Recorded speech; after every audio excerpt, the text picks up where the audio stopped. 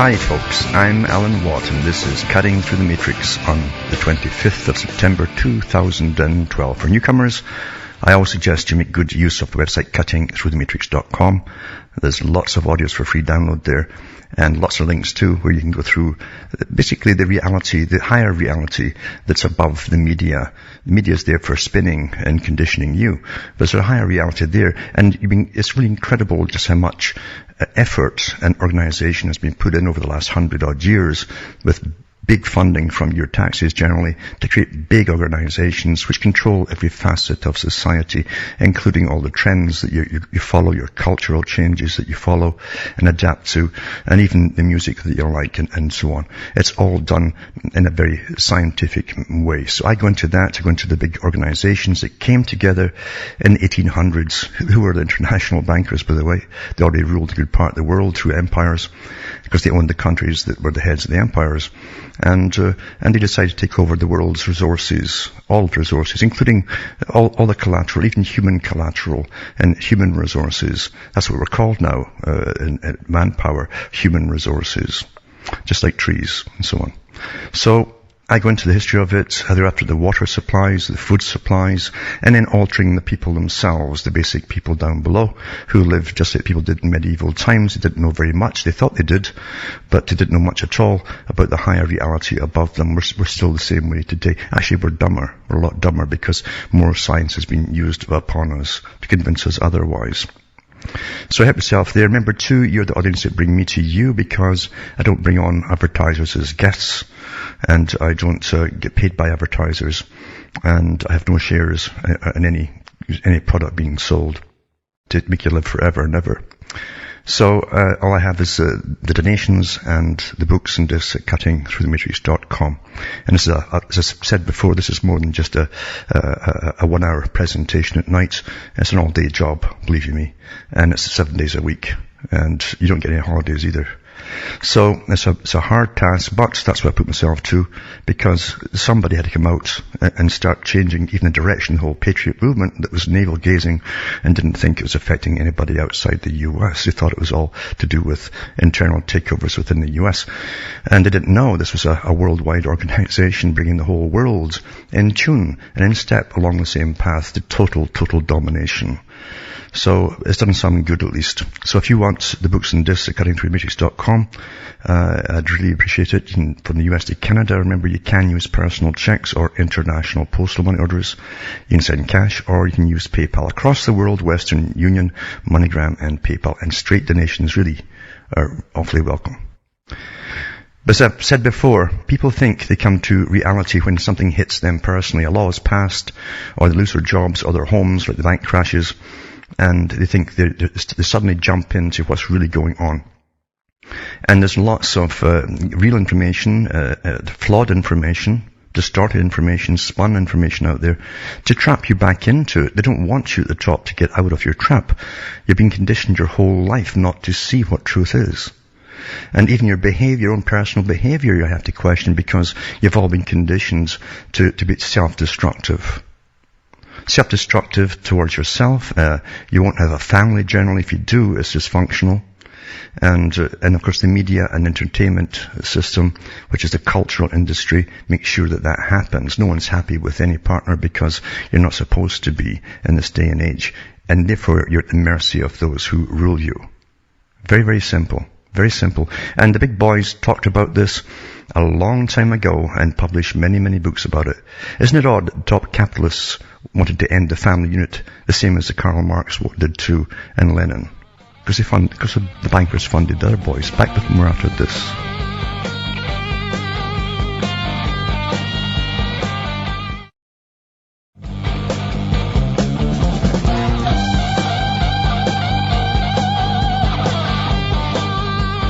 Hi folks, I'm Alan Watt. We're talking about the real world, not the one that you're given by the media and your pals around you, because they've all been conditioned as well by the same data overload from the same sources. That's how you're trained. It starts with school, and then your media takes over, and movies and fiction, and you're being prepared for what's to come next and next and next and next. It's called predictive programming. It sounds familiar, so you think it must be inevitable that this sort of thing must happen. And it's all basically stored in your subconscious.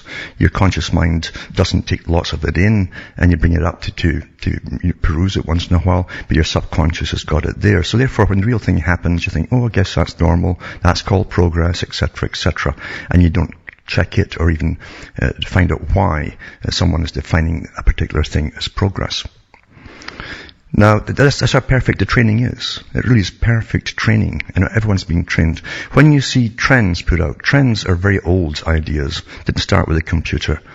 And the newspapers, remember, were owned back in the 30s and 40s by a handful of people who got together to decide how many newspapers they needed that would influence all the rest of the newspapers. And in other words, they'd make the leads and the rest would simply follow them. And they came up with it. It was all the big boys, the Rockefellers, etc., that sat there and made up the collection of newspapers that would control the whole nation.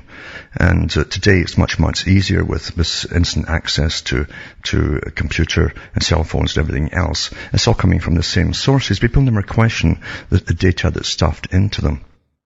And every year more people are born. Once they're 5 and 6 and 7 years of age, they don't question either the system that they're born into at that moment, at that time. They think it must be quite natural because the adults would stop if it wasn't good for them.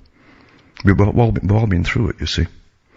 Now, I've gone through the history, a lot of the history to do with depopulation in the past. And the big organizations that were funded by the big boys, the big club that started this whole world empire business, and how they funded it. And they've got so many organizations out today with depopulation and elevating different kinds of people who are gender differences and so on up to the top above all the rest. And the media makes a big deal like it's this great thing. Isn't this wonderful? Is it really? Why is it wonderful? Why are they telling us it's wonderful? How come the end of the family unit as you know it had to be destroyed? As I say, the top bankers who funded the Royal Institute for International Affairs, Council on Foreign Relations, and the Fabian Society, also funded the communists, who also wanted the same goal. How come? No one thinks about it. Now, in Canada, it says opposition MPs questioned the motives behind a call by Conservative Member of Parliament Stephen Woodworth to study the criminal code definition of a human being. They say it naturally leads to a debate on abortion. Opposition MPs questioned the motives behind a call by Conservative MP Stephen Woodworth to study the criminal code definition of human being. And it says that NDP and Liberal members of Parliament raised the question in speeches Friday that called for their colleagues to vote against Conservative MP Stephen Woodward's motion to study when life begins. Like it's a big mystery or something.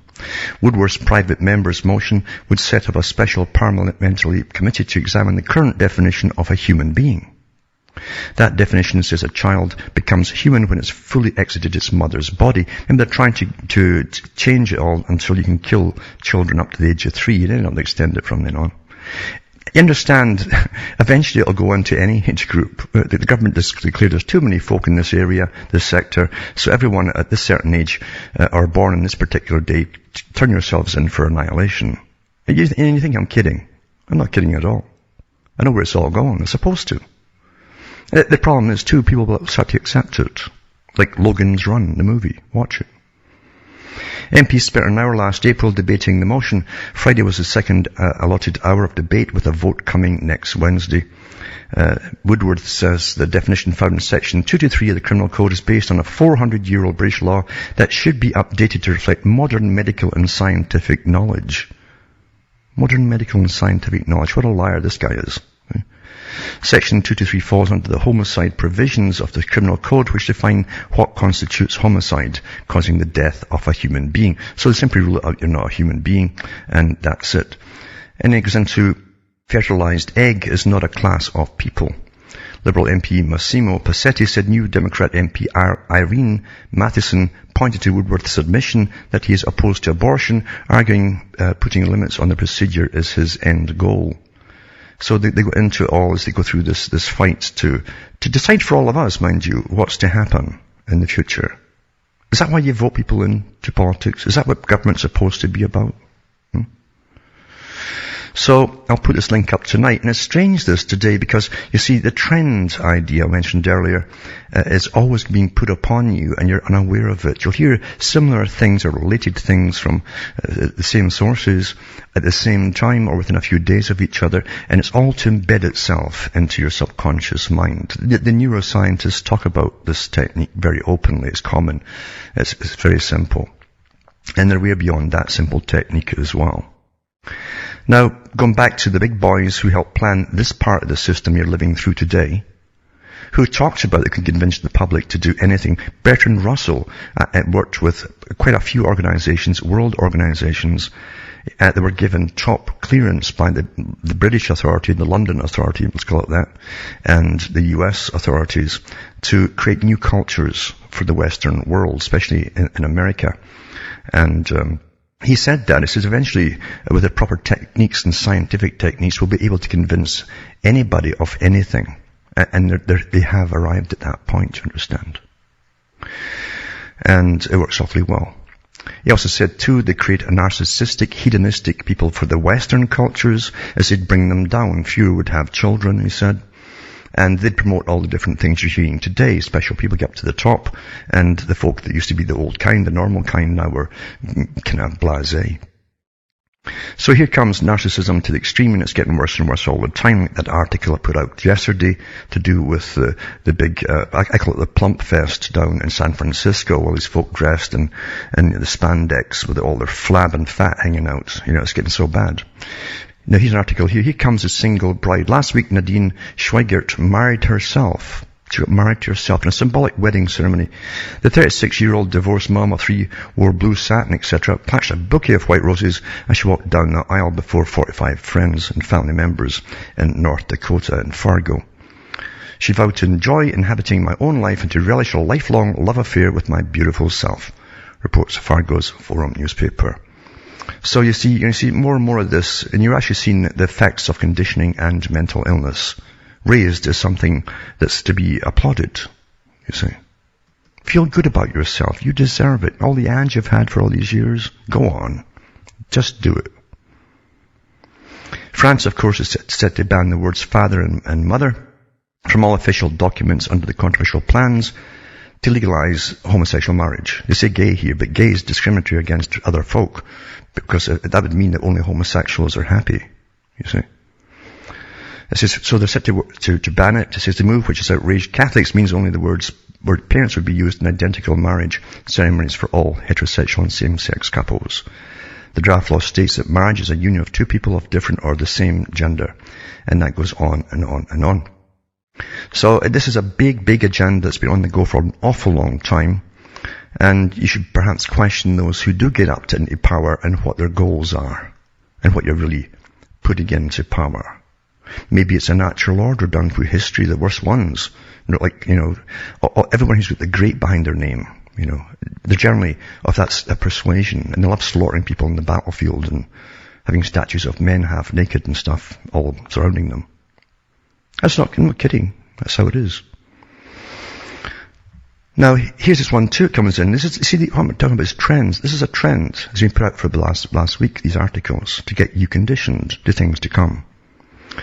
Denmark is tightening rules on sperm donation after one donor was found to have passed on a rare genetic condition to at least 5 of the 43 babies he's thought to have fathered. And it's neurofibromatosis type 1. Produces tumors that affect the nervous system, and the affected sperm is thought to have been used in 10 countries. It's the joys of something they're trying to applaud as a wonderful thing. The sperm bank has been criticized for failing to screen for the condition. Donors will now only be allowed to donate enough for 12 inseminations. Denmark has liberal sperm donation policies that appeal to women who want to conceive using artificial insemination. The Copenhagen sperm bank, Nordisk's cryobank, said it was aware of 5 babies that had been born with the NF1. The clinic's director, Peter Bauer, told agents France Press that the confidentiality rules meant he was unable to give details on how old the children were or where they lived. But he said the donor was known to have provided sperm to women prior to October 2008 in countries inside and outside Europe. He said Nordisk Cryobank did not stop using the sperm immediately because it couldn't be sure the donor was responsible for passing it on to the condition. So it says that donated sperm was used by 14 different fertility clinics, and that they're shaken and shocked, etc., blah, blah, blah. Anyway, this disease can produce a wide range of symptoms from unusual skin pigmentation to serious and disfiguring non-cancerous tumors, which can sometimes turn cancerous. It can also cause learning difficulties, problems with vision, and abnormally curved spine. I've known children that had that, and it's pretty nasty. There's no treatment for the condition, but the symptoms can be managed with lots and lots and lots of surgery, if it's on this point. Anyway, that's the one article there about that. But then you go into this one, and here's the retaliation trying to make it sound like it's a wonderful, happy thing. And it starts off, again in Denmark, and there's this real dweeb of a guy on a bicycle that's shaped like a spermatozoon, right? Imagine him a job where you're riding a bike.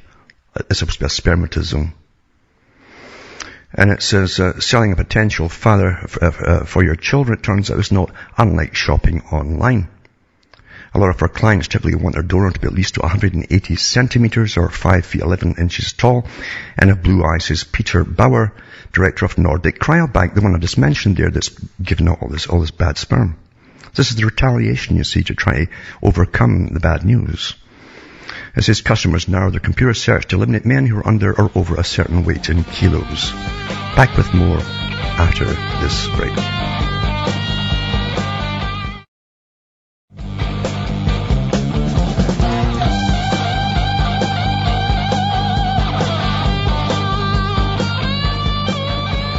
Hi folks, I'm Alan Watt. We're talking about the trends that are put out deliberately at the same time to condition you and to get you to accept things as being quite normal as they change gears and go the next step and the next step and the next step, and prepare your minds in advance to accept it all as being quite natural. And you never think it's a big agenda here to eliminate the old type of humanity. Just ordinary folk. You see, it isn't just sperm donors and so on. They want to get into the sperms and the mitochondria and alter everything, you see, and get perfect little dweebs that will serve them well at the top, but eliminate all the rest. It's happening anyway. Folk are going sterile. That's why a lot of folk are using these sperm bags. The rest of them just don't like guys. But anyway, it says that selecting a father for your children turns out it's not unlike shopping online. And the customers narrow their computer search to eliminate men who are under or over a certain weight in kilos. Then they can click on the candidate's profile and for a fee, download an audio interview and photograph of him as a baby. It's probably all fake, but it doesn't matter. Staff also provide a few sentences giving their impression of donors, a physical description or an illuminating detail. Like this one's more bucks than the last one, I guess, is all they do with bucks in the end, as they do a big marketing campaign here to sell. Anyway, none of the information will identify the individual unless he has chosen to be traceable. In Denmark, sperm donation does not have to come with a name and telephone number, unlike in Britain and in a fast increasing number of other European countries. And it's just made Denmark something of a mecca for foreign women who want to conceive by artificial insemination, because it's got no shortage of officially screened and tested semen. Well, I just mentioned the one before, the same clinic has given out duff stuff that's creating awful children, children with awful problems. Danish clinics, which provide insemination often for a fraction of the price of similar treatment in the UK, have three main types of customer: lesbian couples, heterosexual couples, and single women. It's the final category, which is growing by far the fastest, it says. So, again, a lot of this is PR as well, too, But anyway, it says samples are delivered from the sperm bank to be aptly named Stork Clinic, across Copenhagen, in the industry's latest gimmick, which is a bicycle in the shape of a single sperm cell. Which dweeb would peddle that through the streets? Huh? Deep frozen in liquid nitrogen, the samples are stored in the spherical head of the sperm. The bicycle is just in front of the handlebars. I guess it's a symbol, like being horny. Anyway, it says the premises are the epitome of Scandinavian design and all the rest of it. And then they go through their big PR that they want the women to feel like queens and all the rest of it. They want their bucks is what they want. And I'll tell you something, they do tamper with the ovum and the sperm. And they follow you down through life, those children, in all these countries, because there's bigger powers above us at the top that authorized it all. To see what they've created, you understand. Constant sampling and testing for the fools who use it. And here's another one, and this is from the BBC as well. When it comes from the top, you're getting trends. To shape your mind so that everything's normal now, you see. This is what they're trying to tell you. Everything's normal. All that old stuff is gone. This is normal now. This is the new normal. Why would people be given massive grants to study this article? Eunuch, right? Reveal clues to why women live longer than men. That's how they present it. You understand the headline is always a psychological presentation to throw you off what they're really getting at. But it says that castration had a huge effect on the lifespans of Korean men, according to an analysis of hundreds of years of eunuch family records. Now, someone's getting paid big bucks to go through all this. They lived up to 19 years longer than uncastrated men from the same social class and even outlived members of the royal family. It says a study is published in the journal Current Biology. Castration before puberty prevents a shift from boy to man. One of the scientists involved in the study, Dr. Cheol-Koo Lee from Korea University, said the record said that eunuchs had some women-like appearances such as no moustache, hair, large breasts, big hips, and thin, high-pitched voices. A lot of people are like that today because they're getting dosed with estrogen and estrogen mimickers, as you can obviously see. Eunuchs had important roles in many cultures, from protecting harems to castrati superstar-seeking sensations. And then it goes on about how wonderful it all was. It says they couldn't have children of their own, so they adopted girls or castrated boys. And then they got into the reasons for it, and they come to conclusions that perhaps testosterone is bad for you. And what's the point of all this? Well, they're trying to tell you to be more female and let them do something to you. They're already doing a lot to you already, as I say, look around you. The physical appearance of a lot of guys has completely changed. They've been getting dosed with these xenoestrogens and inoculations, and remember that the estrogens alone and the bisphenol A's hit you from the age of 8 to 12 weeks in the womb, if you're a male, and you ain't going to be a proper fella later on. And you'll probably be sterile. And the UN's own records validate all this stuff, because they're all happy with it. That's why they never change it. All these things are causing it. They're awfully happy with it. But they keep telling you that the biggest problem in the West is, for the people in the West it is, not for the UN, is infertility, the most growing problem that they have. Why do you think that is? Isn't that odd that the big boys talked about sterilizing most of the folk 100 years ago, and they've had meetings every year, world meetings about the same thing, and it's happening? Is that just coincidence? You've got to break through into reality, folks. It's not happening by itself. And it's not a mistake. It's not oversights.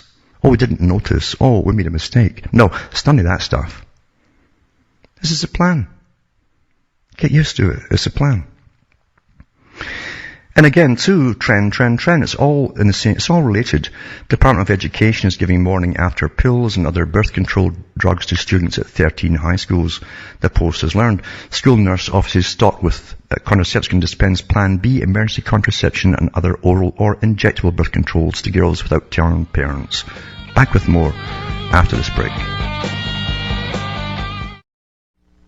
You're listening to the Republic Broadcasting Network. Because you can handle the truth.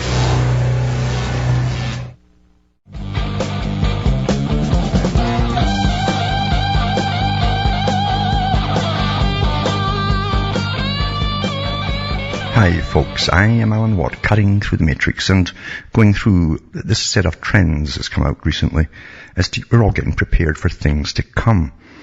And it will tie into with many other articles too, at the highest level, and certainly do. But this article here is about New York and how the schools are just dishing out contraceptions, morning after pills, and even injections without telling their parents and so on. That's common pretty well everywhere, because that's the big UN agenda they're all on board with.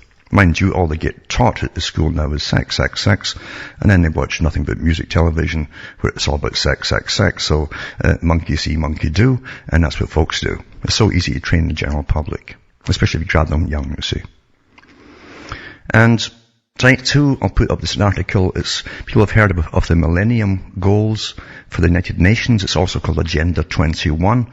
Well, they're updating it into the next phase. Now that they've got everything else worked out, they're going to the next phase. This is the UN panel starting work on a post-2015 development vision faces huge pressure to cover issues left out of the original goals. So they're getting all the rest of the stuff in now to decide who to consult and how to set measurable targets.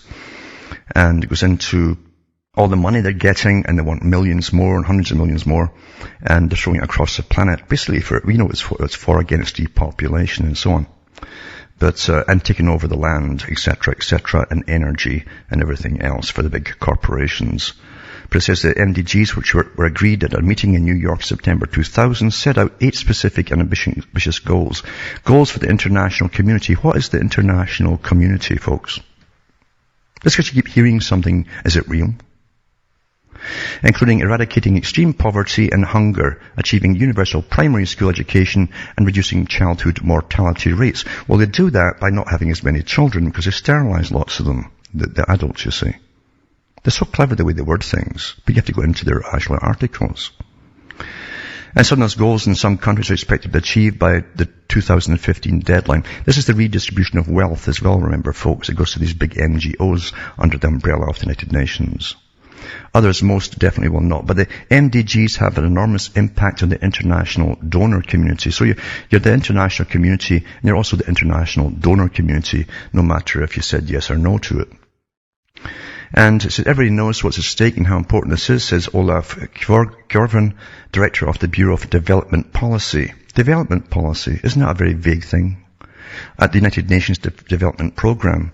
So now everyone with a particular interest will want to make sure their particular issue is covered in the next framework. The activists lobbying the hardest are likely to be those whose issues were ignored completely by the MDGs. Topics like climate change, human rights, when we redefine human rights, non-communicable diseases and economic inequality were all left out of the MDGs. It's straight out of the Communist Manifesto, isn't it? And that is all a farce as well, in reality. Deciding on the key issues will be a tall order for the committee, officially known as the high-level panel on the post-2015 development agenda, but the committee members will also have to deal with questions such as whether to set measurable targets and to focus on ends rather than means, so get there any way you can. The findings will then be presented to the United Nations member states for consideration September 2013. So it's going to be full steam ahead with the same agenda. It never stops, you see. It's an ongoing agenda. It's a never-ending story. And it's all planned. It was all planned over 100 years ago. Every step of it. Right down to how long it would take per generation to alter each faction of society to accept these things. Timelines, you see. Getting back to the original one with the trends that you've all to have soaked into your heads without thinking much about them, but you're conditioned by them. Look at the way that the media pitches this to you. It's a great thing. A Chinese hospital has introduced a special machine to collect sperm automatically. This is a big fun thing, eh? The screen in the machine plays pornography while the sperm collection pipe adjusts according to the height of the donor. Users must wear condoms, and they can also adjust the machine's frequency, speed, force, and temperature. It's a vibrator, for God's sake. And it's made in China. It ain't going to last long. It's according to Dr. Zhu Gojing, Director of the Urology Department of Zhengzhou Central Hospital in Henan Province. The machine has been used for 6 months by around 10 men a day. Now, why is China concerned about collecting sperm? See, they're also in on the same thing of creating new slaves for the future, even more obedient, fitter, longer lasting at work, and they probably won't even need any entertainment, especially to give them these kind of machines and stuff, and lots of batteries. However, contrary to the internet reports the machine is used for sperm donation, Dr. Zhu said it is mainly used by infertile men to collect sperm for medical examinations. Who's kidding who? Like, they're really worried about infertility in China. Have you read their articles from their own? See, we have the G20 for the West, but the same boys who set up the G20, which is the Royal Institute for International Affairs and CFR, set up one for China, because they'd be the big boys over in the Far East, over Australia, New Zealand, and so on. And they have their own group of I think it's 77, it's called, and they demanded that we follow their examples in depopulation, by the way, if you read their articles. Go on and read them. You won't see the mainstream talking about them, but you'll find them. He said the best way for sperm donation is still masturbation, as condoms may have spermicidal powders or layers. This machine is mainly for the use of medical examination for infertile men, some of whom have difficulties masturbating to collect sperm, he says. And this is coming soon to a hospital near you, folks.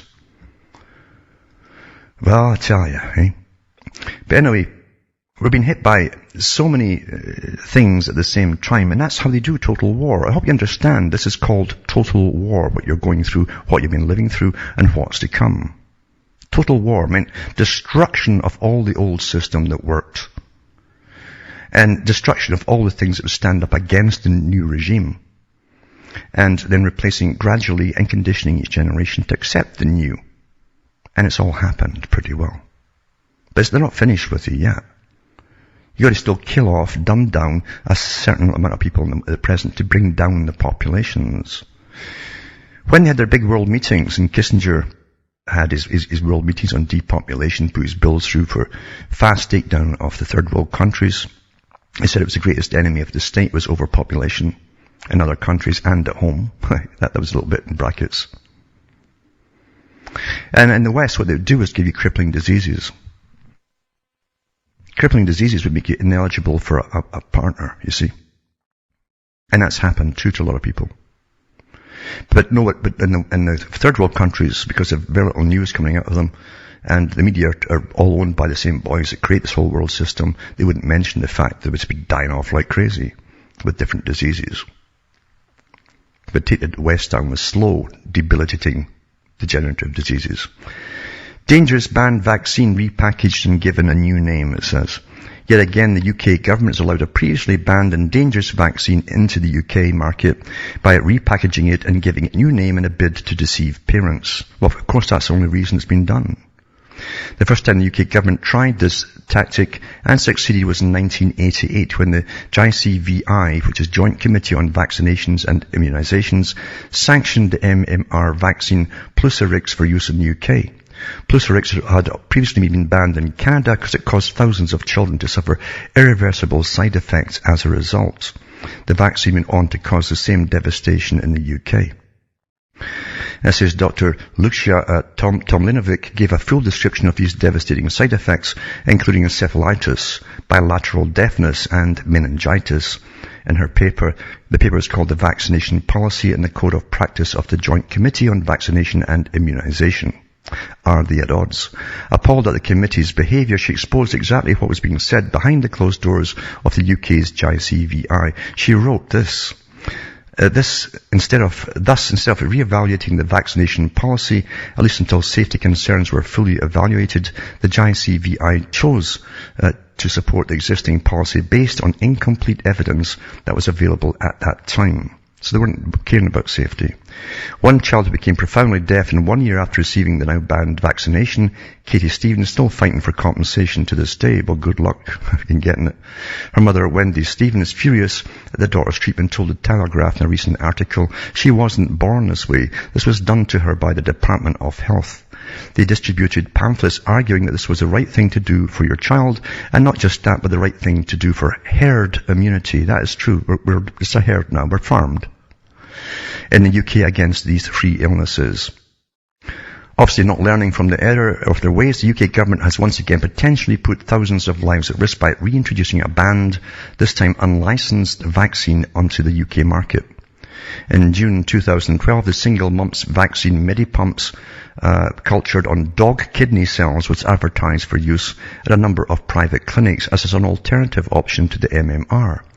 It has since been discovered, however, that Medimumps is in fact the banned, unlicensed vaccine Pavivac.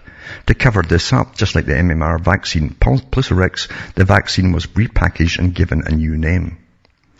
Through intensive research, we've learned that on September 13, 2012, the UK's MHRA, which is Medicines and Healthcare Products Regulatory Agency, wrote a press release titled Advertising Investigations. The MHRA wrote this. The MHRA was made aware of information presented on the Children's Immunisation Centre website about Medimumps and the related press release. The MHRA was concerned that the information provided an unbalanced view of the safety and efficacy of the vaccine because it did not mention the MHRA's concerns and previous CSM advice, or that the product was unlicensed. The product is not licensed. We understood that the Medipumps vaccine is manufactured from the same stock and processed in the same way as Pavivac mumps vaccine. The The MHRA, acting on advice from independent advisory committees, the Committee on Safety of Medicines, has for a number of years objected to the importation of Pavavac product because there's insufficient information available to assure its safety, quality and efficacy. And it says, don't say we didn't warn you. Amazingly, in May of this year on this very site, they wrote an article called New Vaccine Made from Dog Cells May Trigger Allergy to Dogs. The article highlighted the fact that a new single mumps vaccine had been slipped to private patients and clinics in the UK through the back door. So it goes into the history of it. So they just repackage the same things that are giving folk meningitis and cellulitis and deafness and brain problems. And they get off with it, folks. They get off with it. It's for the greater good, you know, they keep telling us. The greater good. You know, killing a good lot of us and crippling the rest. Also put up this tonight too. It's quite interesting because some of the big corporations, and you think they're independent corporations to do with food. I personally don't. I think that these big corporations to do with food are all interrelated very, very closely in the big agenda. The big agenda. Because when you go into all the other associations that are into killing a lot of people off across the planet, getting wars on across the planet and killing off different segments of societies, and getting folk at home killed off as well, you find out it takes cooperation between the big boys to do what they're doing. This one is about what everyone was taught was a good thing for them to get them off butter and lard. And if you wonder why folk are really fat today, it's because of what you're eating now is replacing it, because your body can't break it down once it's in you. Anyway, it says, in the kitchen with Mother Linda, it says on April 25th, 2001, Procter & Gamble put its products Crisco on the auction block just 10 years short of its 100th birthday. Crisco initially made with hydrogenated cottonseed oil. I mentioned cottonseed oil the other day because, why? It has a particular substance in it that sterilizes men especially. You see. It says it is a quintessential imitation food and first to make its way into American kitchens. Gossipol is the chemical. The story of Crisco begins innocently enough in pre-Civil War America when candle maker William Procter and his brother-in-law, soap maker James Gamble, joined forces to compete with 14 other soap and candle makers. And it says, eventually, P&G entered the shortening business out of necessity. In the 1890s, the meat packing monopoly controlled the price of lard and tallow needed to make candles and soap. P&G took steps to gain control of the cottonseed oil business from farm to factory. By 1905, they owned 8 cottonseed mills in Mississippi. In 1907, with the help of German chemist E.C. Kaiser, P&G developed the science of hydrogenation. By adding hydrogen atoms to the fatty acid chain, the revolutionary industrial process transformed liquid cottonseed oil into a solid that resembled lard. Then they had a massive marketing campaign, of course.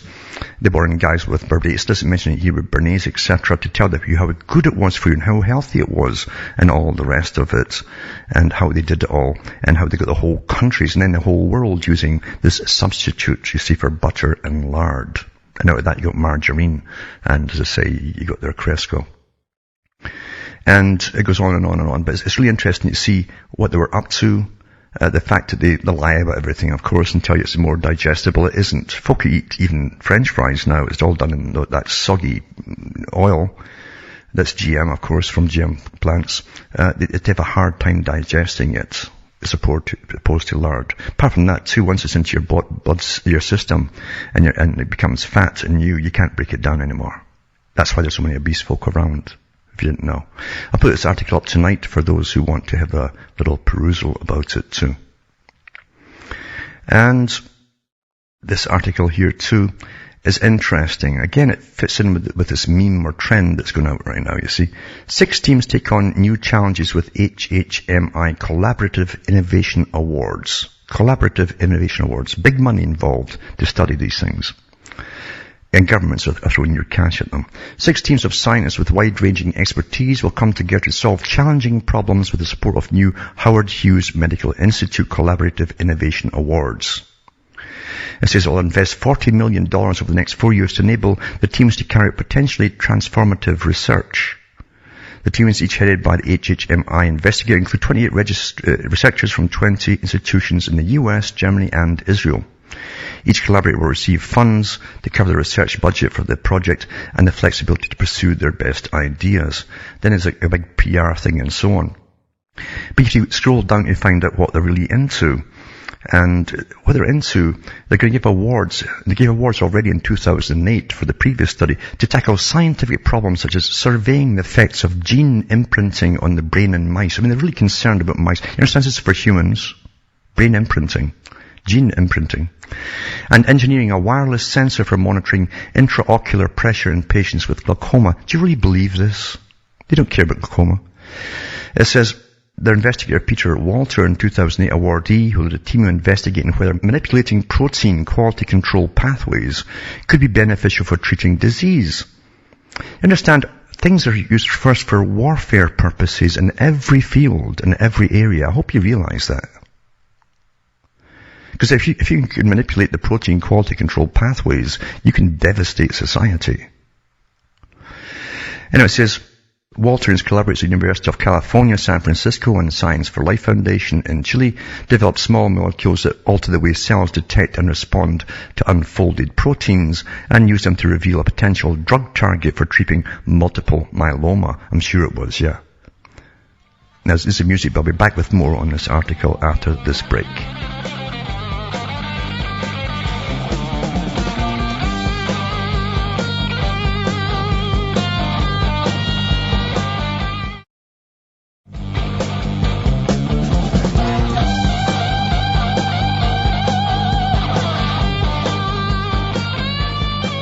Hi folks, I'm back. We're cutting through the matrix, reading an article about collaborative innovation awards and the new challenges for the new bunch of grants given out to study certain things. And they're using animals and insects, but believe you me, they've also used human beings in other areas too. But it's all to do with us, not the insects. It says investigator Danny Reinberg, after 2008 award recipient, or he was another one, says his collaborative innovation teams work on epigenetic influences on behavior. That's like switching certain enzymes and proteins and hormones on and off. They can do it permanently if they want to. Has opened up an important new avenue of research in his lab. In 2008, Reinberg, a biochemist, recruited Shelley Berger, an expert on gene regulation at the University of Pennsylvania, and Jürgen Liebig, a leader in their study of insect societies from Arizona State University, to help him explore whether epigenetic regulation, changes that affect gene activity without altering DNA sequence, influences the stereotypical behavior of members of different social castes. Within ant societies, you understand they're awfully concerned about ants. Do you really believe that? It's for people, folks. Since then, Reinberg's project teams determined the complete genome sequences of 2 specimens, blah, blah. But this is all to do with people. They always use everything else except people. But actually they do use people as well too. I've got articles about that. There's lots of them actually. And I put this one up tonight as well. Also, Health Canada is reviewing results of French research. Health Canada said Thursday will take action if its review of a new study that found Canadian-grown genetically modified corn is linked to elevated risks of cancer, organ damage, and premature death in rats, demonstrates a risk to Canadians. Don't believe it, folks, because Canada was a guinea pig for all this GM stuff. It came out at the time when we found out from Britain. It was protesters against the GM food when Blair was in that leaked it to Canada. We don't want to be like Canada. I mean, we're all saying what they're talking about. Canadians have been eating this stuff for 10 years because the government, and it came out in the papers after that, had made a secret deal with Monsanto and others to test out on us. So they know what it does to us. So don't believe they're going to do anything about it. This is the agenda, folks. Anyway, it says modified corn is linked to elevated risks of cancer, organ damage, premature deaths in rats, and demonstrate a risk to Canadians. They know exactly what it's been doing to Canadians because a National Health Service, everything's fed into central computers in Ottawa immediately from every doctor's office and hospital and so on. It's a perfect place to do the study. That's why they chose Canada. I'll put this link up as well. And, of course, this article too, to do with that particular study. The study finds tumours in rats fed on Monsanto's GM corn from NBC News. It tells you what happens. But they've known this all along. All along. And talking about sperm and so on and so on and so on, what they're up to. Public consultation launched on techniques to prevent transmission of mitochondrial diseases. Mitochondria and cytoplasm, the Human Fertility and Embryology Authority. Do you know you had a Human Fertility and Embryology Authority? Did you know that? Has today launched a public consultation to gather people's views about the social and ethical impact of new techniques to prevent mitochondrial diseases being passed down the maternal line. See, it all ties in together. This is in the same day, all these stories. Techniques are being developed by Professor Doug Turnbull and colleagues at the Wellcome Trust Centre for Mitochondrial Research at Newcastle University, which opened on 11 September. They involve transferring nuclear DNA, which contains our genetic makeup, between two human eggs to replace defective mitochondria, the batteries that power the cells in our bodies. They said they'd do this 100 years ago, folks. The big boys, in all their books, they knew where it was all going. And they made it happen. And they even trained us to accept it.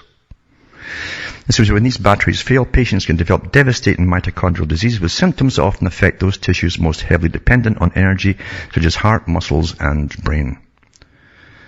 So I'll put that one up tonight too. This is all coming out at the same time. It's just bombing us all with articles. Most folk, it filters through their head, but it doesn't stay in their conscious. It preps them through the subconscious methods for, oh, well, I guess it's natural.